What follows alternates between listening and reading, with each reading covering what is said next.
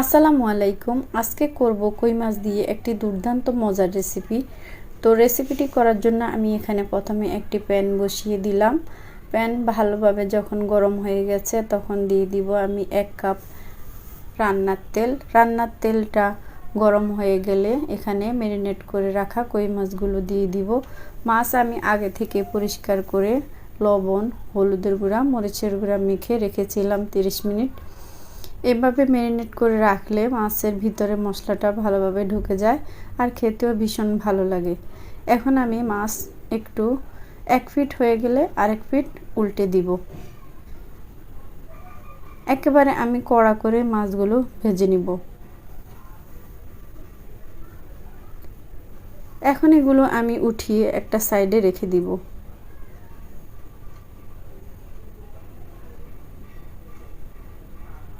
সবগুলো মাছ উঠানো হয়ে গেলে আমি এই তেলের ভিতরে দিয়ে দিব 1 কাপ পেঁয়াজ কুচি আর সাথে দিয়ে দিলাম 5-6টা কাঁচামরিচ ফালি করে। এখন আমি পেঁয়াজ ভেজে নিব। পেঁয়াজ নরম করার জন্য এখানে আমি দিয়ে দিব 1 টেবিল চামচ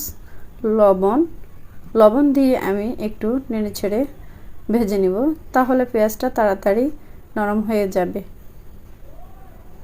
এখন আমি পেঁয়াজ ভাজা হয়ে গেলে দিয়ে দিব 1 টেবিল চামচ রসুন বাটা। রসুন বাটাও আমি ভালোভাবে ভেজে নিব।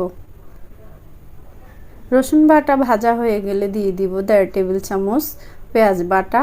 পেঁয়াজ বাটা দিলে এই রেসিপিটা অনেক বেশি মজার হয় আর এটার গ্রেভিটাও অনেক গাঢ় হয়। এখন আমি পেঁয়াজ বাটাটাও ভেজে নিয়ে এখানে 1/2 কাপ গরম পানি অ্যাড করব। গরম পানি অ্যাড করে এখানে আমি গুঁড়া মশলা অ্যাড করলাম, হলুদের গুঁড়া, মরিচের গুঁড়া, জিরার গুঁড়া, ধনিয়া গুঁড়া, সব কিছু আমি 1 চা চামচ করে দিয়েছি।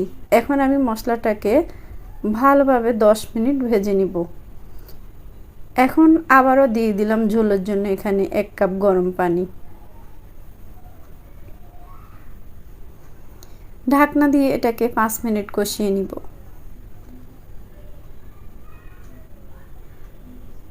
মশলাটা খুব ভালোভাবে কষানো হয়ে গেছে। এখন আমি এখানে মাছগুলো দিয়ে দিব একে একে।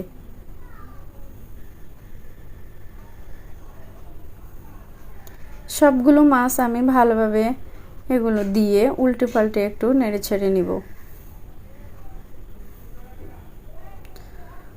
এইভাবে আপনারা বাসায় ট্রাই করতে পারেন, ভালো লাগবে খেতে। গরম ভাতের সাথেও খেতে খুব ভালো লাগে এই রেসিপিটি। এখন আমি ঢাকনা দিয়ে এটাকে 5 মিনিট রান্না করে নিব। ঢাকনা খুলে আমি আবারও একটু উল্টে পাল্টে নেড়ে ছেড়ে দিব।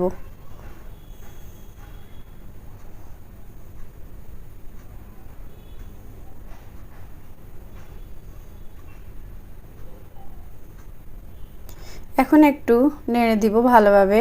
আজকের রেসিপি যদি আপনাদের ভালো লাগে তাহলে শেয়ার করার অনুরোধ রইল। এতক্ষণ সাথে থাকার জন্য সকলকে অসংখ্য ধন্যবাদ। সবাই অনেক বেশি ভালো থাকবেন। আল্লাহ হাফেজ।